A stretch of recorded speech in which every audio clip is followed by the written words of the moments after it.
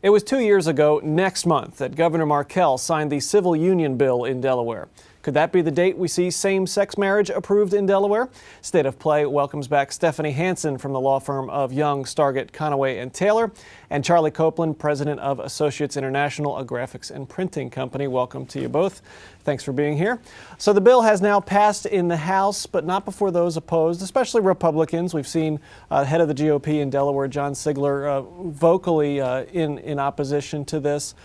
So we ask you, Charlie, as a Republican here, why is this such a big deal? Why the big fight? Why is it? Well, you know, 2 years ago, the civil union bill passed, which is fundamentally identical in law as marriage is. As a matter of fact, if you want to unwind a civil union, you get a divorce that's identical. So you can almost do a text search and say replace civil union with marriage. But there's a not insignificant portion of the population, and they tend to, frankly, be registered Republicans or independents, who believe that the word marriage has religious connotations. And therefore, you're starting to move from the realm of equality and liberty to the realm of religious, the government's starting to come into their religious practices. And so that's a tough issue, and how do you balance those two things? And so I think it's worthy of debate, and they're worthy of being heard. And at the end of the day, you know, the fundamental precept of a government license that allows you access to benefits and things like that is frankly identical on both sides at this point in time. And so it's just the word marriage that, again, I think has religious connotations to some.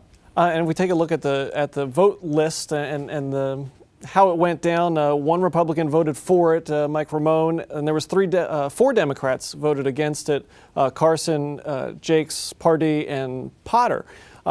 Some northern Newcastle County Democrats, some central Democrats as well, but not Sussex County Democrats, as maybe you would expect. Surprised by the vote and four Democrats crossing over? I guess I am surprised that any of the Sussex County Democrats didn't weigh in on this in the negative. That is a surprise to me. I'm not really surprised about Carson and Pardee, since they're southern Newcastle County, Kent County. There's a very conservative area there. Earl Jakes would have surprised me had I not driven past the Glasgow Reformed Presbyterian Church this past weekend on my way up to Route 40 and seen the very large electronic marquee with a picture of the bride and the groom, clearly male and female, which is I think was the point that they were trying to make. And that's right in the heart of his district. So it would have surprised me had I not driven past. Charles Potter, you know, I know that there is still some hesitancy on the issue, particularly in the Wilmington community. So, you know, I suppose I'm not terribly surprised about that one. Now it moves over to the Senate side. Predictions on what happens there? Will it be an equally tight vote? Yeah, I think it will be an equally tight vote. I think it will pass. Yeah, and I think there'll be some crossover, one or two votes either way. You mentioned the religious arguments for this, and there's been the objections have been sort of what will this now lead to, and opponents of this are sort of afraid that now we'll have to teach our children this, and what will the effect on schools be? Is that a valid argument that this now becomes an education issue, or I don't want my children to think about this? Is that valid or no? I think that it will cause some discussion. I don't know that that's necessarily a bad discussion to have. It's probably a frightening one for a number of parents, particularly conservative parents, but clearly, you know, it will be the law, and it's something different than we've had in the past, and it shifts society's norms a bit, and that discussion needs to begin. Yeah, I mean, obviously, if it's the law of the land, and you know, you're going to start to see that discussion occurring in schools, and primarily, I'm going to talk about government-run schools, because that's what we're talking about, the district schools and maybe the charter schools. And I think that what that does to civil society and all is uncertain, right? I mean, I think the ball is moving forward. Don't get me wrong, but what does it do to the coming together of society if some portion, 20%, 25%, say, you know what, we're going to go homeschool. we're going to take our kids out of this dialogue, and you further fracture society along fault lines? And I don't know the answer to that question. It'd be interesting to see.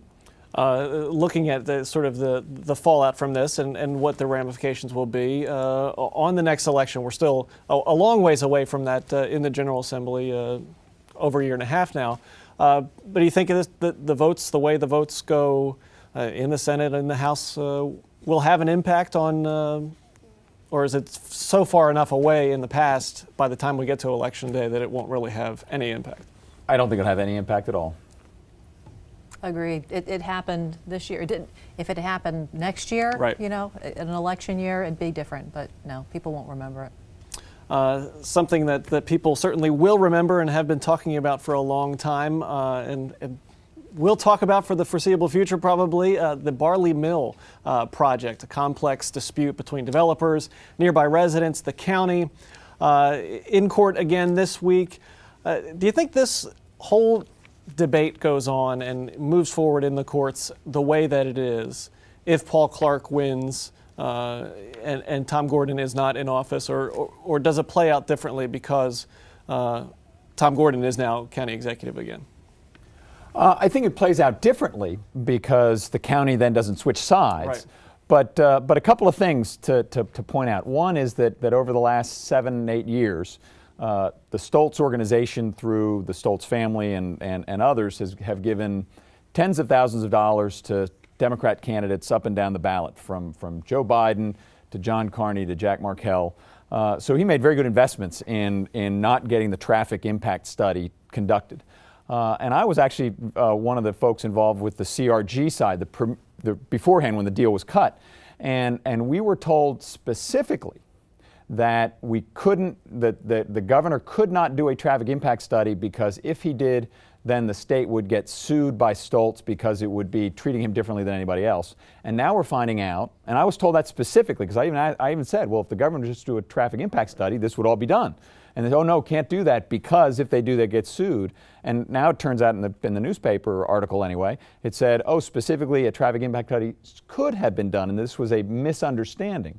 There was no misunderstanding. I was specifically told they could not do one.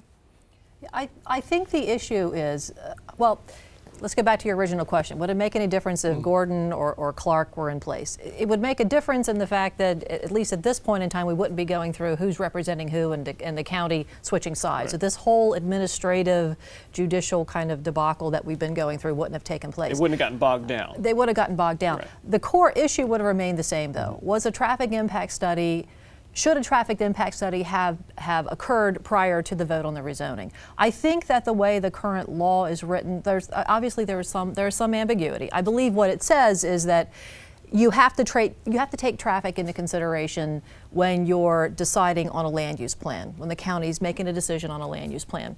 That decision process is a fairly lengthy process, and the county makes decisions along the way. So I think that the argument that I believe the developer is making is, well, we didn't have to make that. The county was not required to do a traffic impact study before the rezoning. They would had to have taken the traffic impact study into consideration after the rezoning and before the next council vote. Whereas the community groups are saying, no, you should have taken it into consideration before the rezoning, because it's only the rezoning that is really the discretionary vote on the part of the county. The county's vote at the end of the process is more administrative. So that's really the issue. And so then I guess it really comes down to whether they were advised, council was advised that they did not need, that they couldn't do the traffic study at that point. Was that sort of was that a sinister advisory opinion, or was it sort of kind of nebulous and just the wrong move? Or it sounds to me to be two interpretations of the same provision in the code that has ambiguity associated with it that a court now is going to have to resolve. I lean more towards sinister, but that's my. I think going back to Watergate and Deep Throat, you follow the money, and just follow the money, and that's where the advice was coming from. All right, we'll continue to follow it here on State of Play and here on First. And are you sure you both don't want to get back into politics to have to weigh in on that more No, can't convince them.